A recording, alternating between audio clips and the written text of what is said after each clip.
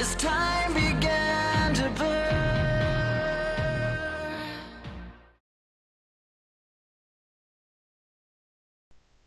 Since we do not have FDR data from the World Trade Center strike aircraft, we have to look elsewhere for any other type of data which may have been gathered and reported. One of the data sets we do have is position, speed, and a crude form of altitude data claimed to be from the 84th Radar Evaluation Squadron, also known as RADES. Initially denied by the FAA, a backdoor FOIA request produced this RADES radar data.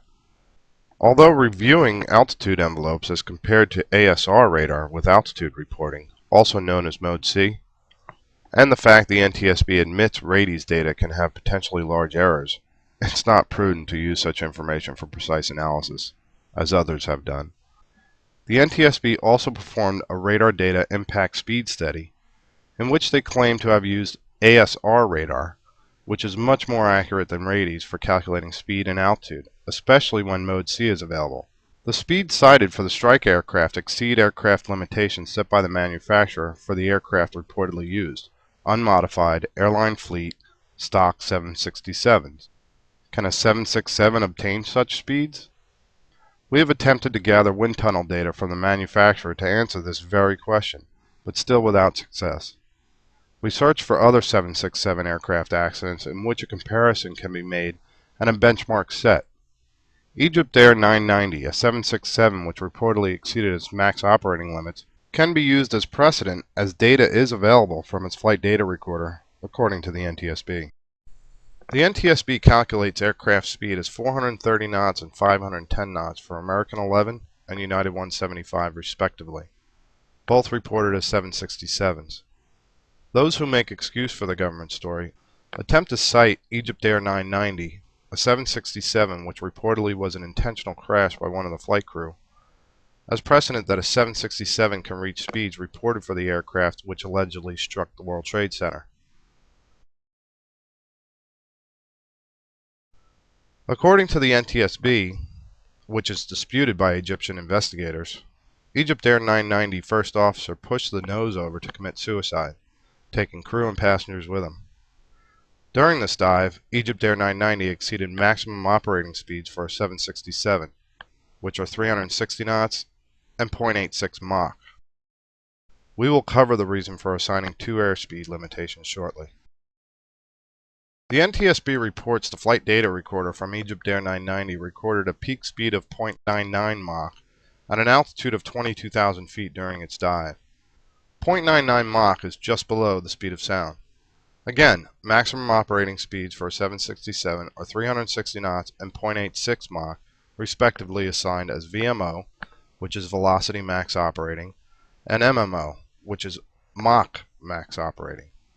Those who argue that since EgyptAir 990 reached 0.99 Mach, exceeding 0.86, that certainly the World Trade Center aircraft could do the same. What these people fail to realize is the air density at different altitudes and the corresponding effects on an aircraft. Remember, EgyptAir 990 reached its peak speed at 22,000 feet. World Trade Center aircraft were operating close to sea level. As you can see, when an aircraft descends, air pressure increases rapidly, directly increasing air density. There is a good reason Boeing assigns two airspeed for maximum operating limits. One is for lower altitude in this very dense air, in terms of knots, and the other for higher altitudes measured in Mach. The reason for this is air pressure, and therefore density, rapidly decreases with altitude up till about 22,000 feet. Knots as a unit of measurement in terms of the airspeed indicator is no longer accurate for measuring airspeed at altitude, and Mach speed is then utilized. In order to determine an accurate airspeed which has the same effects as Mach speed at altitude for an equivalent airspeed at lower altitude, there is an airspeed appropriately called equivalent airspeed, or EAS. Quote, equivalent airspeed is defined as the speed at sea level that would produce the same dynamic pressure as the true airspeed at the altitude at which the vehicle is flying, i.e., air contacting the airframe with equivalent effects.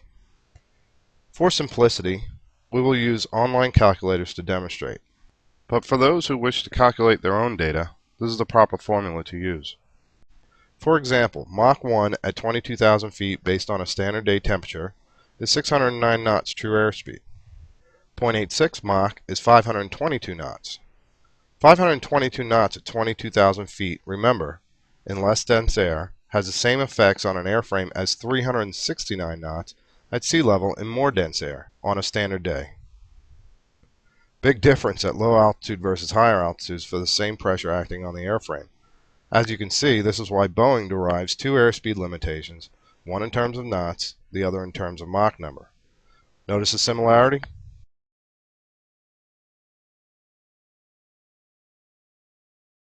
Again, according to the NTSB, the alleged United 175, reported as a 767, reached a speed of 510 knots.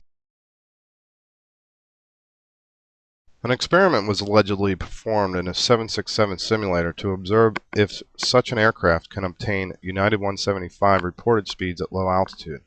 We say allegedly as no information was given to confirm such an experiment took place. However, they claim they were able to accelerate the simulator to 0.86 Mach at 2,000 feet, which is 568 knots for this altitude on a standard day.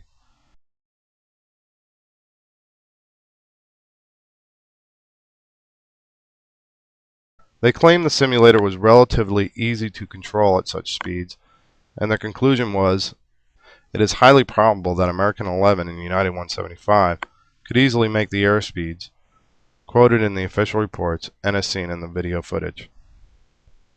They also make the claim 0.86 is the max operating speed for all altitudes, ignoring max operating speed set as 360 knots by Boeing for lower altitudes.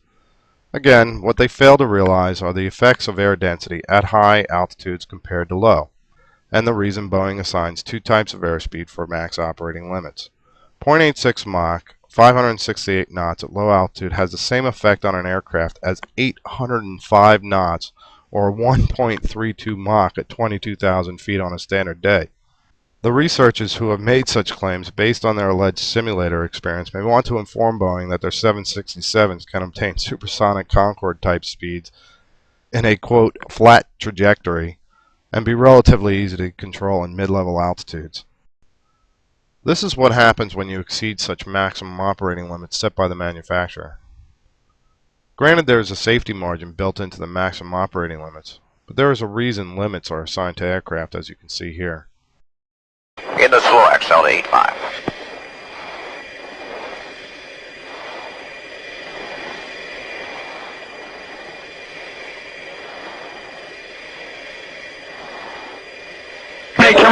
Terminate. Knock it off. We lost it. Since there are such margins of safety built into such limits, and Boeing has not been very cooperative to share wind tunnel data in order to determine when the aircraft start to break up in flight, we do have data to use as a benchmark from the National Transportation Safety Board. Again, according to the NTSB, Egypt Air 990 reached 0.99 Mach at 22,000 feet as its peak speed in a dive. 0.99 Mach is 603 knots at 22,000 feet, and its equivalent airspeed is roughly 425 knots at or near sea level.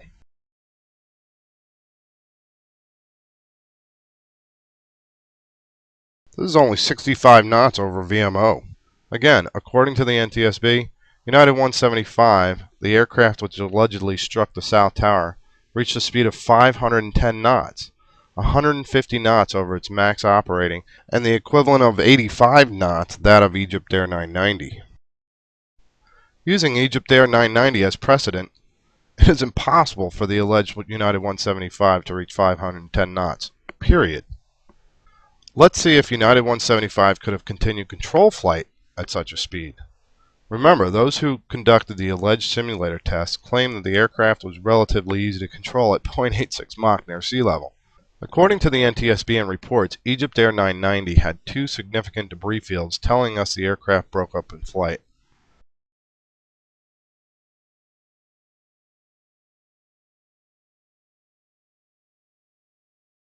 I think we'll all agree that the aircraft which suffers structural failure in flight is difficult to control.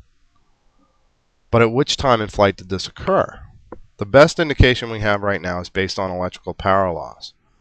The flight data recorder and the cockpit voice recorder stopped recording a few seconds after peak speed, as did the transponder, which failed, indicating loss of power.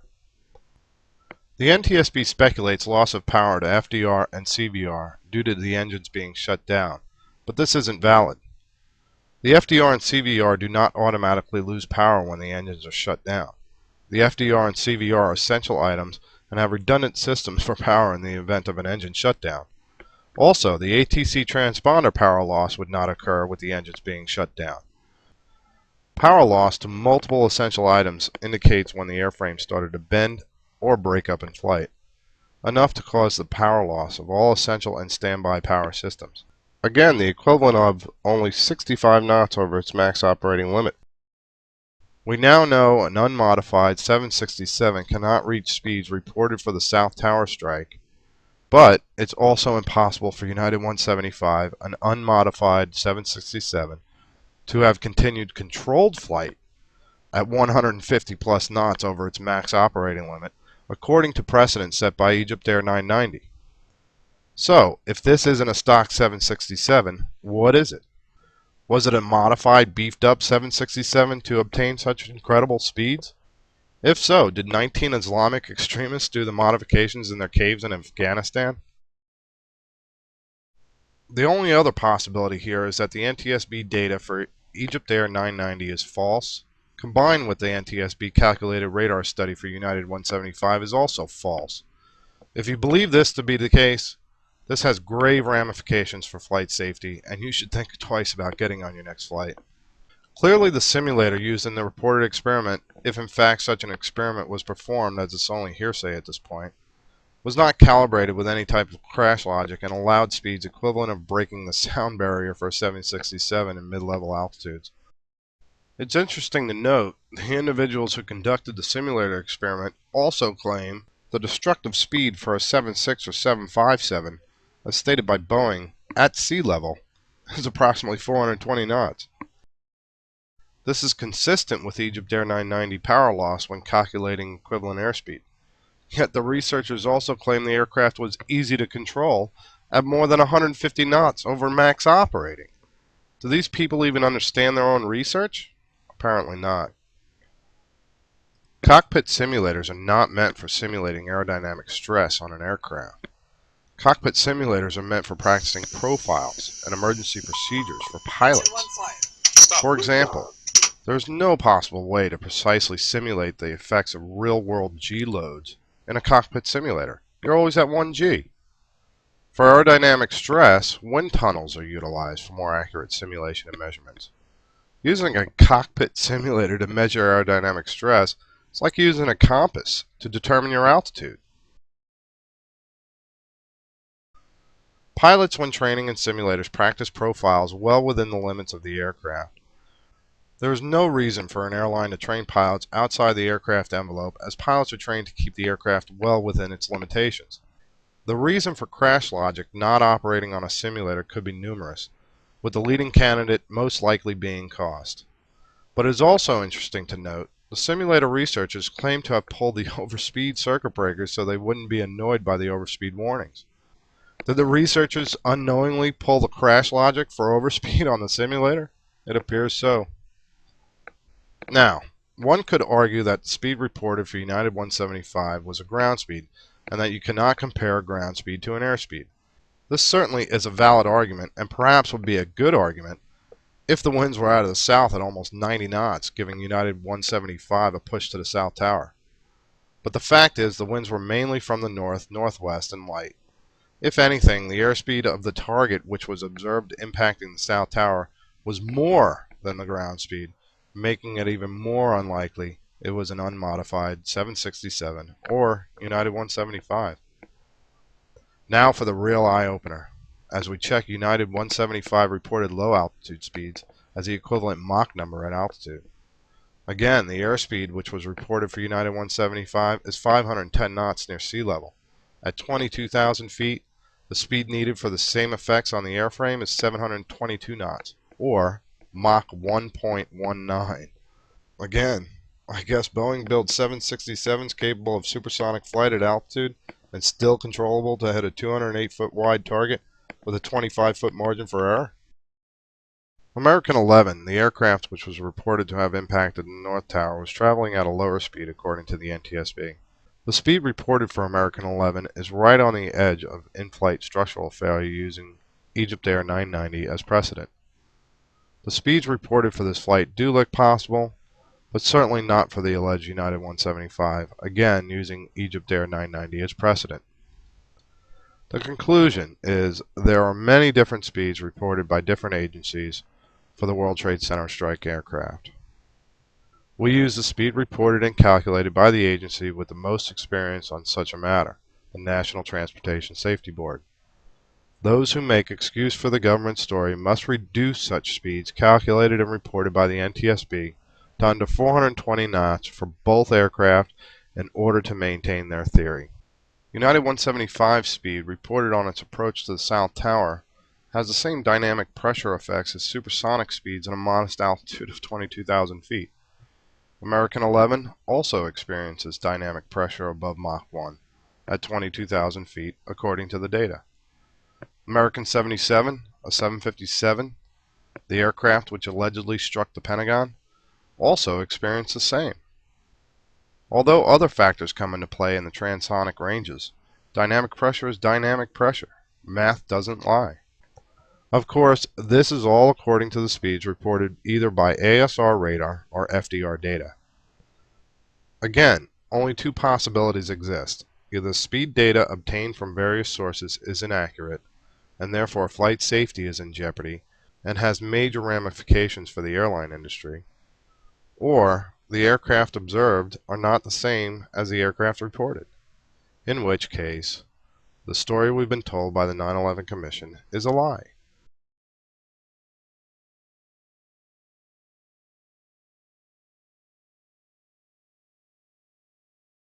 We at Pilots for 9/11 Truth would like to make it clear that we do not endorse any theory, which is also clear in our mission statement atop our home page and subsequent analysis we have provided over the years based on data. This World Trade Center analysis is based on precedent and benchmarks set by data provided by the NTSB in terms of Egypt Air 990 as compared to the data provided for the World Trade Center aircraft, and in no way validates any theory. However, the analysis conclusively proves the story we've been told by our government is at the very best not accurate and at the worst intentionally deceptive for an apparent agenda. Your mileage may vary. Either way, the events of 9/11 have once again been proven a grave issue which needs urgent, serious inquiry. We're talking with Ralph Kolstad. Commander Ralph Kolstad flew for American Airlines, I believe it was, Ralph? Yes, I flew for Continental for 6 years and then for American for 21 years. And you flew the 76? 767 International Captain. Okay. And we're going over the speeds based on the reported speeds by the NTSB for United 175, the aircraft which allegedly struck the South Tower at 510 knots. We briefly talked about the benchmark and the precedent set with Egypt Air 990 at 0.99 Mach, but that was at 22,000 feet. The equivalent airspeed is 420 knots at sea level, which is 90 knots less than United 175 supposedly reached. How do you feel about, United 175 reaching 510 knots? Physically impossible. To have a clocked airspeed of 510 knots with a commercial airliner at sea level is physically impossible. If it's going 510 knots at sea level, Mach at altitude is above Mach 1. Do you think... It's physically impossible. They're not designed to do that. Yeah. The airframes are just too big. They don't have the sweep. They don't have the excess power to go supersonic. Commercial airliners were not designed for that and physically can't do it. Yeah. All right. Well, so then what do you think, since, these aircraft can't perform those speeds, obviously the NTSB claims that they did those speeds, then obviously the only conclusion to draw is that the aircraft which struck these towers were not the aircraft that were supposedly told they were. That's certainly one possibility. I can only look at what we've seen on the TV about the impact from the two towers in New York and the Pentagon, and the impacts were relatively straight and level. And for a 757, 767, relatively straight and level, I would find it extremely difficult to believe that they're doing any more than 300 or 350 knots. And so to come up with a 510 knots is pretty insane. It defies all laws of physics. Okay, so are you thinking that the NTSB and the radar is inaccurate, or do you think that that it's possible that these airplanes were beefed up to do those speeds? Now that's a real good question, and that certainly is hypothetical in both cases. Either the radar is wrong, the information they're giving us is misleading, or they weren't the airplanes. They sure looked like a 767, and maybe they were modified substantially. The following interview is with Rusty Amer, a 75767 captain who flew for United Airlines and has been a captain on the actual aircraft reportedly used on 9/11. This is what Rusty had to say about the NTSB speeds reported of the exact aircraft he has logged flight time. And you've been with us for quite some time, and I thank you for speaking out, my friend. You're quite welcome, Rob. The alleged United 175 that impacted the South Tower was at 510 knots. And, you know, comparing that to Egypt Air 990 at 0.99 Mach, which was at 22,000 feet, the dynamic pressure equivalent at lower altitude for that is only 420 knots. And this aircraft supposedly broke apart in flight. At that kind of speed, even if you can get a 767 up to 510 knots, which is very, very doubtful, I think it's impossible to get that kind of speed on any commercial airplane. Even if you could. Well, the Concorde can reach those speeds, can they not? I don't think so. The Concorde. Not at sea level. Oh, at sea level. Oh, good point.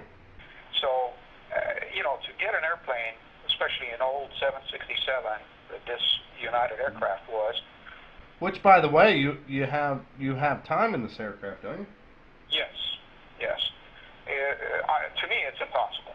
You know, any pilot that has been in a commercial jet would probably laugh at if you said 510 knots.